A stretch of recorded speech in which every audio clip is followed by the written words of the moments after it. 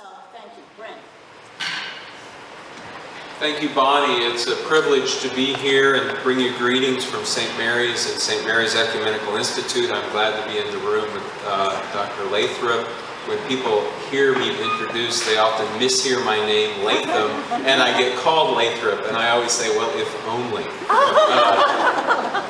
There are 8 of us here today from St. Mary's, and we're pleased to be in the midst of this exciting ecumenical opportunity. St. Mary's Ecumenical Institute is the newest academic division of St. Mary, of America's oldest Catholic seminary.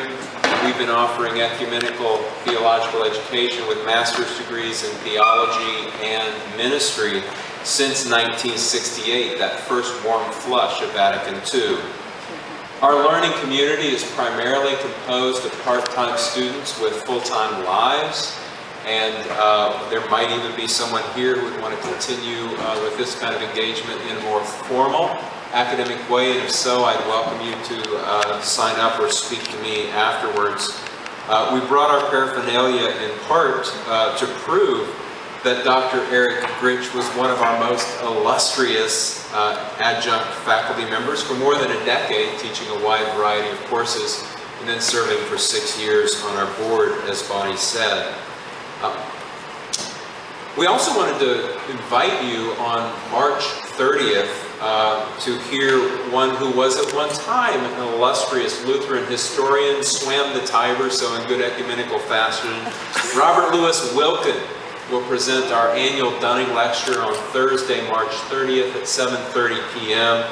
His topic is Liberty in the Things of God, the Religious Origins of Religious Freedom. It's free and open to the public. We would welcome all of you to that event.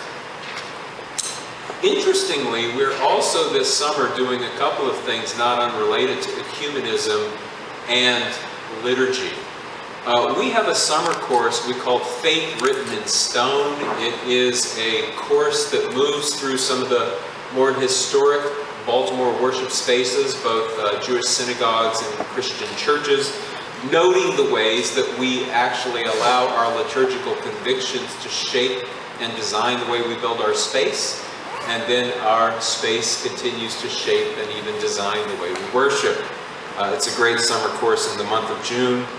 We also build a course around the Center for Catholic and Evangelicals Theology's Pro Ecclesia, a conference held the first week of June. That conference this year is themed on forgiveness, and we have a course for 3 academic hours of credit that we build around that anyone would be welcome to take or to audit, and a few other courses as well. We regularly have auditors, as well as occasionally arrangement for clergy to sit in on a class simply for continuing education units. I know there are a number of clergy here.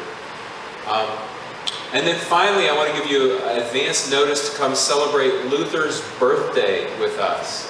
November 10th, 2017, we will mark the 500th anniversary with historian Timothy George, who was on the Catholic Baptist Bilateral Dialogue and an eminent historian of the Reformation, who will give us a lecture on appropriate ways in an ecumenical context to commemorate, not necessarily celebrate, but definitely to commemorate in appropriate ways the Reformations of the 16th century.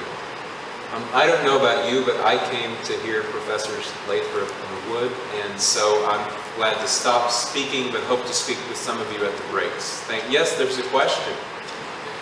Excuse my ignorance, but what St. Mary are you? Mount St. Mary over Emmitsburg? They're a much younger cousin. St. Mary's Seminary and University sits at Roland Avenue and Northern Parkway, just up north off exit 10 on the Jones Fall Expressway. So we're just at the north edge of Baltimore. We're the first Catholic seminary in the United States. We originated downtown, and then for a century we're on Paca Street, where there is a wonderful historic site that you can visit, take an FM tour. There's a Mother Seton house there. There is a apparently more well-known school named St. Mary's in Emmitsburg, but that's Mount St. Mary's. We're right here. We are the Baltimore St. Mary's. If you go to your website, it'll have information about these events. It absolutely will. We haven't put the November 10th event yet, but the other stuff is there. There's also a display on our table right over here. So, thank you all. Thank you.